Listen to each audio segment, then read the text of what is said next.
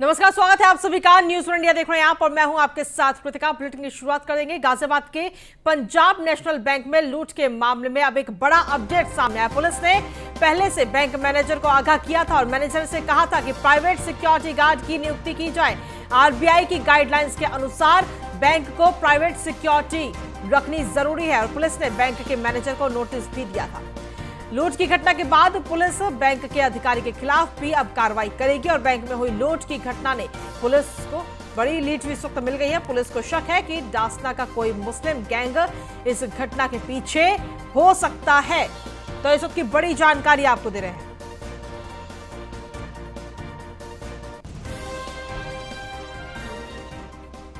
तो बैंक में हुई लूट की घटना में इस वक्त पुलिस को एक बड़ी लीड मिल गई है। पुलिस को शक है कि डासना का कोई मुस्लिम गैंग इस पूरी घटना के पीछे हो सकता है, इस लूट के पीछे हो सकता है। गाजियाबाद के पंजाब नेशनल बैंक में हुई लूट के मामले में अब एक बड़ा अपडेट इस वक्त सामने आ चुका है। एक हफ्ते के अंदर 2 बड़ी लूट सामने आई है गाजियाबाद के अंदर। हालांकि एसएसपी के खिलाफ पहले ही कार्रवाई की जा चुकी है, सस्पेंड किया जा चुका है। तो बड़ी जानकारी आपको दे रहे हैं। आरबीआई की गाइडलाइंस के अनुसार बैंक को अपना प्राइवेट सिक्योरिटी भी रखनी जरूरी होती है और पुलिस ने बैंक के मैनेजर को नोटिस भी दिया था प्राइवेट सिक्योरिटी को रखने के लिए।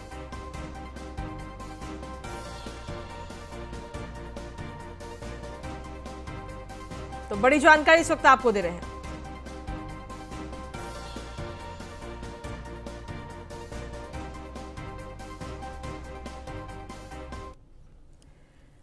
वहीं केंद्रीय मंत्री प्रहलाद पटेल से मिले यूपी के मंत्री आशीष पटेल और दिल्ली में आशीष पटेल ने प्रहलाद पटेल से यह मुलाकात की और कई अहम मुद्दों को लेकर दोनों के बीच में बातचीत हुई है।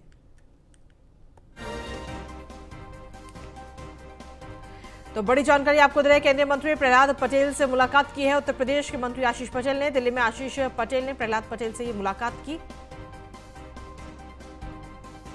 और इस दौरान दोनों के बीच कई अहम मुद्दों को लेकर चर्चा भी हुई है। केंद्रीय मंत्री प्रहलाद पटेल से मुलाकात की है उत्तर प्रदेश के मंत्री आशीष पटेल ने और कई मुद्दों को लेकर इस दौरान दोनों के बीच में चर्चा भी हुई है।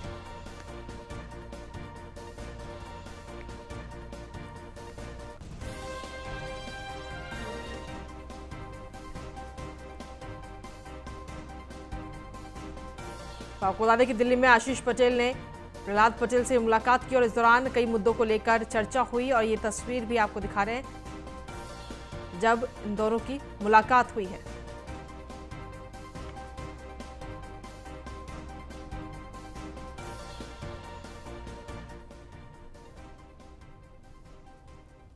वहीं नोएडा में बड़ी जानकारी, जहां पुलिस ने 6 सटोरियों को गिरफ्तार किया है। आईपीएल मैच में सट्टा लगा रहे थे ये सटोरी और आरोपियों के बैंक खाते से 5 लाख रुपए भी इस वक्त सीज कर दिए गए। सटोरियों के पास से 1.5 लाख कैश और कार भी बरामद की गई। कोतवाली फेज 1 पुलिस ने सटोरियों को दबोचा है। तो सट्टेबाजों को इस वक्त अरेस्ट किया गया है। आईपीएल मैच में सट्टा लगा रहे थे ये सटोरी। आरोपियों के बैंक खाते से 5 लाख रुपए भी सीज किए गए हैं। तो बड़ी जानकारी इस वक्त आपको दे रहे हैं। एक बड़ी कार्रवाई की गई है। कोतवाली फेज 1 पुलिस ने सटोरियों को दबोचा है। आईपीएल में सट्टा लगा रहे थे ये सभी लोग। तो नोएडा से बड़ी जानकारी, पुलिस ने 6 सटोरियों को गिरफ्तार किया है।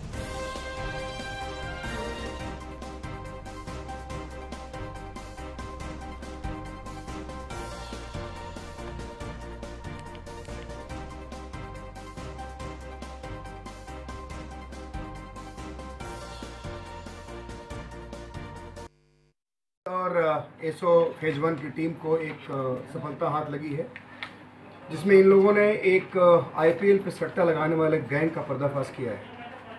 बेसिकली ये गैंग अभी 6 लोगों को हम लोगों ने अरेस्ट किया है। इस गैंग के 6 मेंबर्स, ये सब सिकंदराबाद बुलंदशहर के रहने वाले हैं और ये नोएडा में एक ठिकाने में ये लोग आईपीएल का सट्टा, बेसिकली ऑफिस खोल के वहाँ से आईपीएल के सट्टा चलाते थे, उसका संचालन करते थे। सेक्टर 10 में ये ऑपरेट करते थे।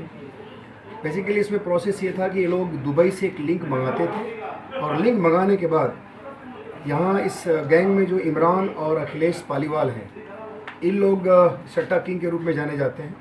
इनसे कनेक्टेड लोग हैं, उनसे उनके साथ लिंक शेयर करके और लिंक शेयर करने के बाद ये सट्टा खिलाया जाता था। इसमें रन वाइज और प्लेयर वाइज सट्टा लगाया जाता था। इन लोगों के पोजीशन से हम लोगों ने इस इमरान और अखिलेश और इसी पर अधिक जानकारी देने के लिए निशांत शर्मा हमारे साथ जुड़ गए हैं फोन लाइन पर। निशांत, क्या कुछ ताज़ा जानकारी, ताज़ा अपडेट आपके पास में नोएडा से, जहां पर पुलिस ने 6 सटोरियों को गिरफ्तार किया है? देखिए कीर्ति का ये एक बड़ा गैंग है, सट्टेबाज गैंग है। आईपीएल मैच और विधानसभा चुनाव के नाम पर ये सट्टा लगाया करते थे।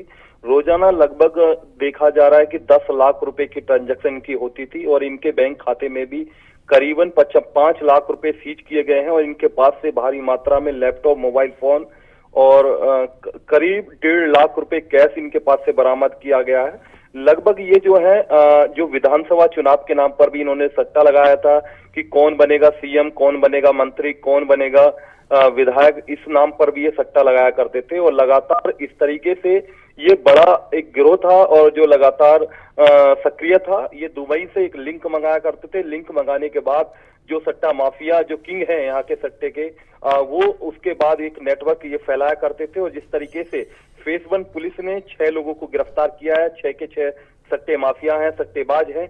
इनको गिरफ्तार करने के बाद जेल भेजा गया है। इनके पास से मोबाइल फोन, लैपटॉप, कैश की बरामदगी की है। इनके बैंक खाते सीज किए गए हैं और लगभग एक बड़ा गिरोह पकड़ा है जो पुलिस के हाथ ये बड़ी कामयाबी लगी है और फेस 1 थाना पुलिस ने ये गिरफ्तारी की है, बड़ी कार्रवाई की है। चलिए, बहुत बहुत शुक्रिया तमाम जानकारी देने के लिए निशांत। तो आपको बता दें कि आईपीएल मैच में सट्टा ये सभी सटोरी लगा रहे थे और पुलिस को जैसे इसकी जानकारी लगी, पुलिस वहां मौके पर पहुंची और 6 सटोरियों को इस दौरान पुलिस ने गिरफ्तार किया है। साथ ही उनके बैंक अकाउंट को भी सीज कर दिया है। उनके पास से कैश और एक कार भी बरामद की गई है और ये तस्वीरें आपको दिखा रहे हैं।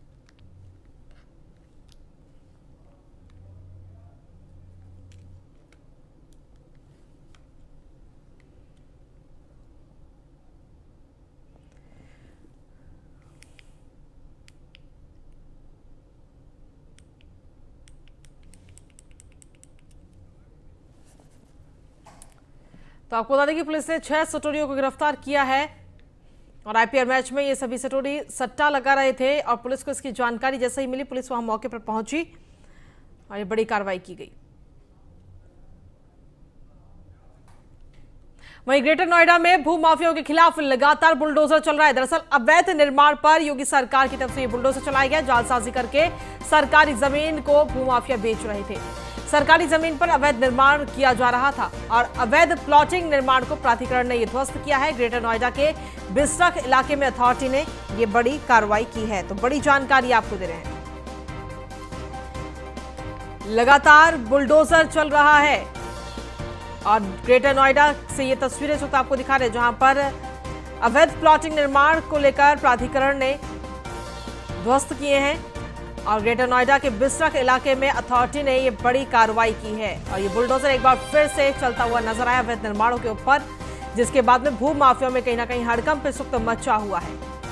भूमाफियाओं के खिलाफ लगातार योगी का बुलडोजर चल रहा है। जिस तरीके से चुनाव प्रचार के दौरान कहा गया था कि बुलडोजर अभी रिपेयर होने के लिए गए हैं, 10 तारीख को फिर से बुलडोजर चलेंगे, तो पहले से दुगनी तेजी से बुलडोजर इस बार चलते हुए नजर आ रहे हैं। ग्रेटर नोएडा की ये तस्वीरें आपको दिखा रहे हैं, जहां पर सरकारी जमीन पर अवैध निर्माण किया गया था और सभी अवैध निर्माणों को ध्वस्त बुलडोजर के द्वारा किया गया है।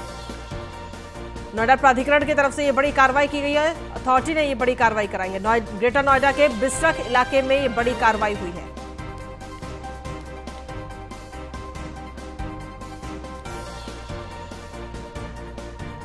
तो बड़ी जानकारी आपको दे रहे हैं। अवैध निर्माण पर योगी सरकार का ये बुलडोजर चला है। जालसाजी कर सरकारी जमीन को बेच रहे थे ये सभी माफिया। सरकारी जमीन है और भूमाफिया जो है वो इस पर नकली कागज बनाकर इन जमीनों को बेच रहे थे, जिसके बाद में ये बड़ी कार्रवाई की गई है। ग्रेटर नोएडा के बिस्ट्रक इलाके में अथॉरिटी ने ये बड़ी कार्रवाई की है और योगी का बुलडोजर एक बार फिर से दौड़ता हुआ नजर आया ग्रेटर नोएडा के बिस्ट्रक इलाके में।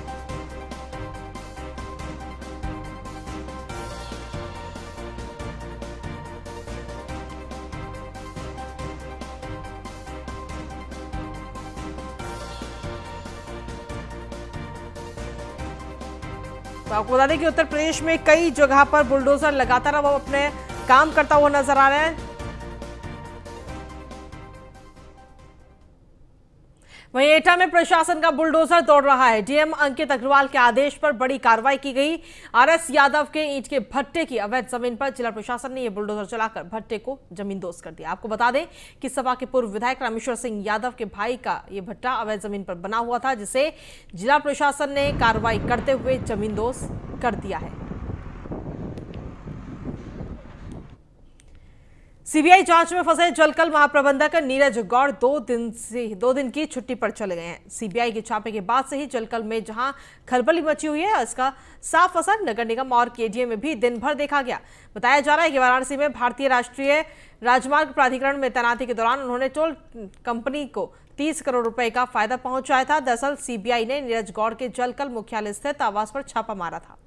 अचानक छापेमारी से खलबली मच गई। सीबीआई ने नीरज से रात करीब 1:30 बजे तक पूछताछ की। सीबीआई जब उनके घर से बाहर निकली तो हाथों में तमाम फाइलें थीं। माना जा रहा है कि घर में कुछ दस्तावेज भी सीबीआई को मिले हैं। वहीं बुलंदशहर में ऑपरेशन लंगड़ा लगातार जारी है। पुलिस की मुठभेड़ में एक इनामी बदमाश भी घायल हुआ है और पुलिस की गोली लगने से बदमाश अमन घायल हुआ। मुठभेड़ में दोनों ओर से 4 राउंड फायरिंग हुई और अहमदगढ़ से लूट के मामले में वांछित था यह आरोपी अमरोहा निवासी अमन। घायल बदमाश पर थानों में कई आपराधिक मामले भी दर्ज हैं। अहमदगढ़ थाना के नगला जगतपुर के जंगलों में यह मुठभेड़ हुई है।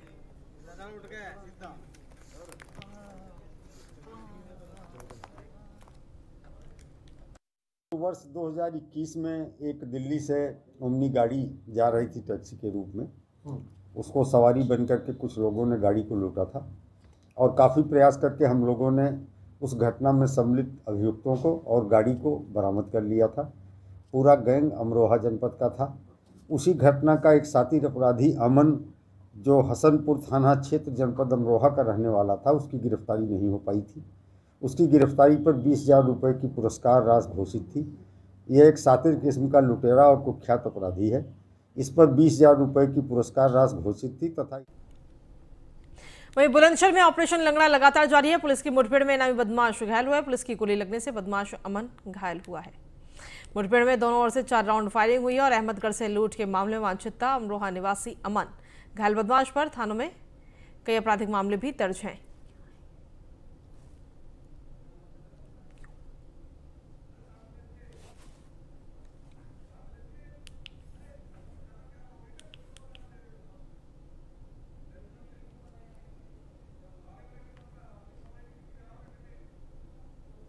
वहीं मथुरा में 50,000 के इनामी बदमाश के साथ पुलिस और एसओजी की टीम की मुठभेड़ हुई और इस मुठभेड़ के दौरान बदमाश मुकेश के पैर में गोली लगी।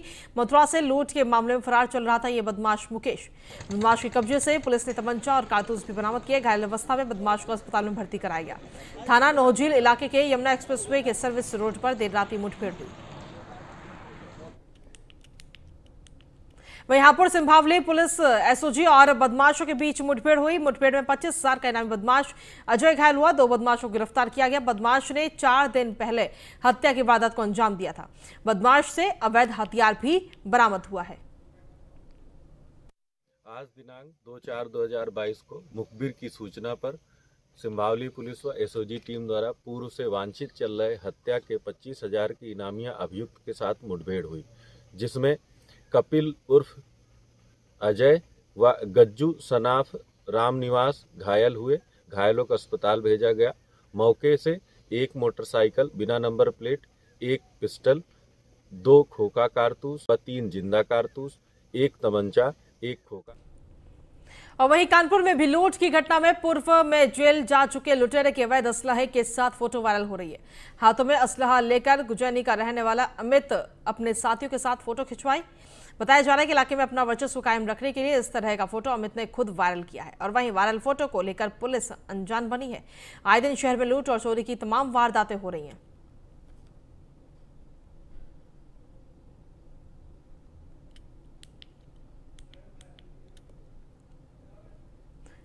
वहीं बाराबंकी में संचारी रोग नियंत्रण पखवाड़े का शुभारंभ स्वास्थ्य राज्य मंत्री मयंकेश्वर शरण सिंह ने किया।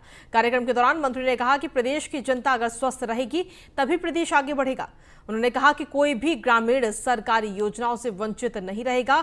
कोविड के समय स्वास्थ्य विभाग के लोगों ने जिस तरह से सेवा भाव के साथ जनता की सेवा की है उसके लिए हम सभी आभारी हैं।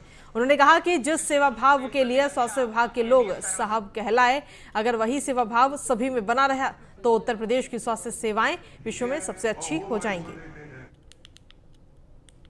वहीं गाजीपुर में 7 विधानसभाओं में बीजेपी के एक भी विधायक नहीं है। वहीं एमएलसी पद के उम्मीदवार विशाल सिंह चंचल मैदान में हैं और उनके सामने मदन यादव सपा के कैंडिडेट के रूप में अपनी ताल ठोक रहे हैं। बीजेपी एमएलसी पद के उम्मीदवार अपने पक्ष में वोट करने के लिए जमानिया विधानसभा के 2 प्रमुख और प्रधान के किए गए कार्यों की जांच करवाने की बात कर रहे हैं।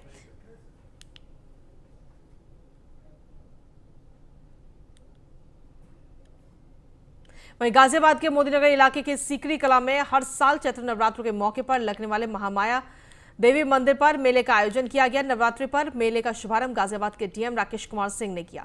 इसके बाद डीएम ने माता के मंदिर में जाकर मत्था टेका और पूजा अर्चना की। तो वहीं मेले में साफ सफाई की व्यवस्था से लेकर सुरक्षा के चाक चौबंद इंतजाम प्रशासन ने किए। सीकरी महामाया मंदिर का एक परंपरागत नवरात्रि का मेला होता है। जिलाधिकारी महोदय के द्वारा इसका उद्घाटन किया गया। आज से शुरू हुआ है, 9वीं तक पूरा चलेगा। और चूँकि ये 2 वर्ष के बाद कोरोना महामारी के चलते ये नहीं लग पाया था, 2 वर्ष के बाद लगा है, तो इसलिए श्रद्धालुओं में भारी उत्साह देखने को मिल रहा है। पूरी व्यवस्था चाक चौबंद है, पुलिस की, ट्रैफिक की और साफ़ सफाई पूरी तरह से है। सभी श्रद्धालुओं से मेरा जो अनुरोध है वो ये है, और यहाँ के गांव के लोगों से भी, कि साफ़ सफाई पूरी तरह से बनाए रखें। किसी भी तरह की कोई समस्या हो तो यहाँ पीछे कैंप है अधिकारियों का, पुलिस का, CCTV भी लगे हुए हैं। कोई भी समस्या हो तो यहाँ खोया पाया केंद्र में आकर अवगत कराएं, यथोचित कार्रवाई। सीकरी महामाया मंदिर का एक परंपरा। बागपत में संचारी रोग नियंत्रण अभियान की शुरुआत हुई। अभियान को राज्य मंत्री कृष्णपाल मलिक ने हरी झंडी दिखाई। इस मौके पर राज्य मंत्री कृष्णपाल मलिक ने कहा कि सरकार ने संचारी रोगों नियंत्रण के लिए अच्छी पहल की है, जिससे जनता को सीधा फायदा मिलेगा। बता दें कि 13 विभाग एक साथ मिलकर संचारी रोग नियंत्रण के लिए काम करेंगे। बाल विकास विभाग कुपोषित बच्चों को आहार उपलब्ध कराएगा। ग्राम विकास विभाग गांवों में साफ सफाई का प्रबंध करेगा। संचारी रोग एवं दस्तक अभियान का उद्घाटन आज 2 तारीख को यहाँ पर माननीय मंत्री जी के द्वारा किया ही गया है और मुख्यमंत्री जी द्वारा सिद्धार्थनगर से किया गया है। उनके द्वारा पूरे माह ये चलेगा, 2 से लेकर 30 तक। 15 तारीख से दस्तक अभियान चलेगा। घर घर लोग जाएंगे, देखेंगे कोई बीमार तो नहीं है, कोई टीबी का मरीज तो नहीं है, कोई कोविड का मरीज तो नहीं है। उससे समय जब घर घर जाएंगे, संचारी रोग किया आदरणीय मुख्यमंत्री ने, उन्होंने जब भी कोई दिक्कत किसी विषय पर आई उसका तुरंत समाधान तलाश किया। अभी इन दिनों में मच्छरों की वजह से, अन्य जैसा दिमागी बुखार की वजह से बहुत सारी प्रकोप बढ़ता है बीमारियों का, उसे पहले से ही रोकने के लिए एक तरह से अभियान चलाया, जन जागरण चलाया पूरे प्रदेश में, ताकि ये सब बीमारियां बढ़ने से पहले ही उन पर कंट्रोल कर लिया जाए, उन्हें रोक लिया जाए। इसलिए एक नई शुरुआत। एक्शन मोड में यूपी के जल शक्ति मंत्री स्वतंत्र देव सिंह नजर आ रहे हैं। नहरों और पाइपलाइनों का निरीक्षण करने के लिए ग्राउंड जीरो पर स्वतंत्र देव सिंह उतरे। लखनऊ में हर घर जल हर घर नल योजना का निरीक्षण किया। सीएम योगी के आदेश के बाद लगातार निरीक्षण कर रहे हैं और गांव में पड़ रही एसटीपी लाइन को भी जल शक्ति मंत्री ने देखा। विभागीय कार्य का निरीक्षण कर अफसरों को सीधे तौर पर निर्देश दिए। गांवों में विभाग के काम में तेजी लाने के भी निर्देश दिए गए हैं। साथ ही स्वतंत्र देव सिंह ने कहा कि हमारा विभाग बेहतर परिणाम देगा। मैं हमेशा से जमीन से जुड़ा इंसान रहा हूँ।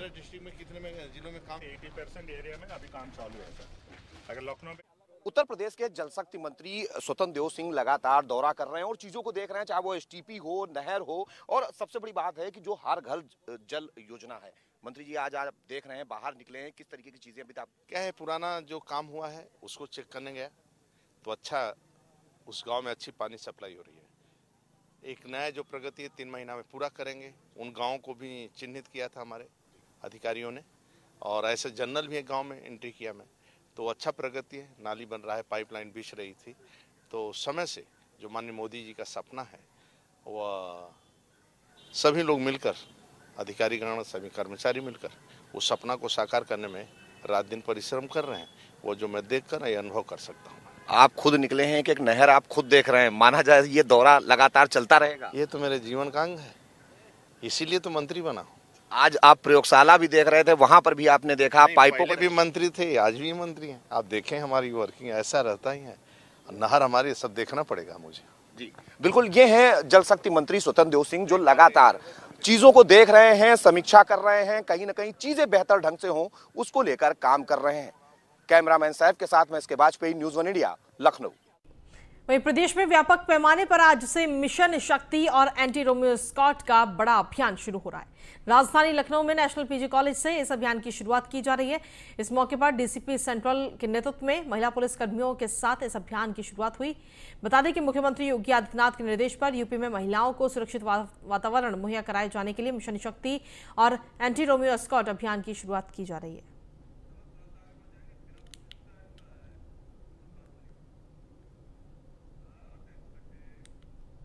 वहीं मुख्यमंत्री योगी आदित्यनाथ के निर्देश पर शहर में anti Romeo squad team active हो चुकी है। क्षेत्राधिकारी अछनेरा महेश कुमार ने स्कूलों में पहुंचकर बालक बालिकाओं को जागरूक किया और इस दौरान उन्हें महिलाओं को महिला गरिमा हेल्पलाइन 1090 और 112 के प्रति जागरूक किया।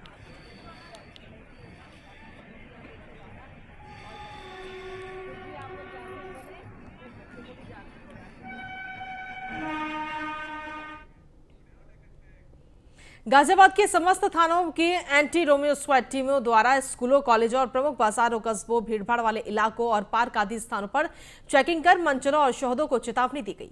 बता दें कि महिलाओं और बालिकाओं को विभिन्न योजनाओं और हेल्पलाइन नंबरों के बारे में जानकारी देकर पुलिस ने उन्हें जागरूक किया।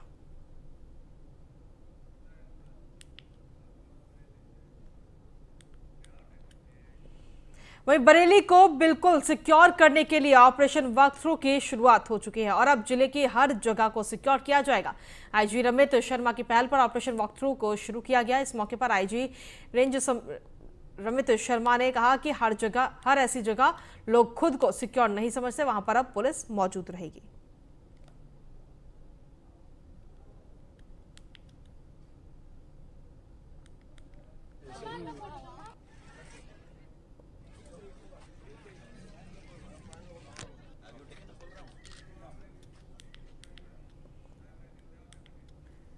रायबरेली मिशन शक्ति कार्यक्रम के अंतर्गत क्षेत्राधिकारी नगर कोतवाली प्रभारी निरीक्षक राघवन सिंह के द्वारा साइबर क्राइम के साथ साथ महिलाओं के सम्मान, स्वावलंबन और शक्ति के लिए helpline women power line 1090, control room 112, child care 1098, CM helpline 1076, ambulance चिकित्सा सेवा 108, फायर सर्विस 101, महिला helpline 181, stop centre toll free number के बारे में छात्राओं व छात्रों को टेंडर स्कूल जागरूकता कार्यक्रम के तहत जानकारी दी गई।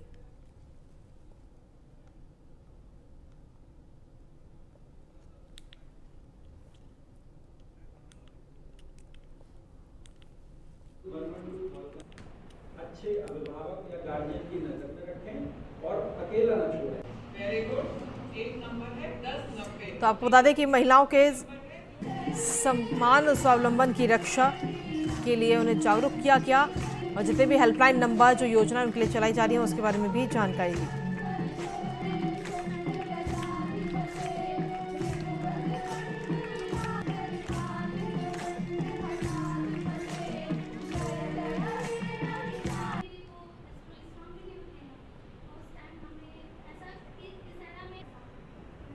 आपके पास में जब आप जाते हैं तो आपके पास क्योंकि मोबाइल फोन भी नहीं होते हैं।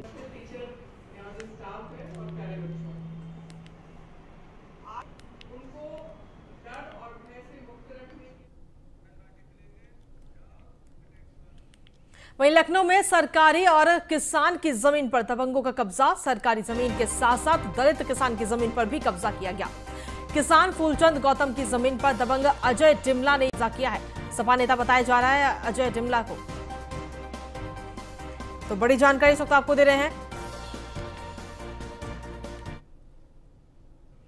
और इसी के साथ फिलहाल मेरे साथ इस बुलेटिन में इतना ही। नमस्कार।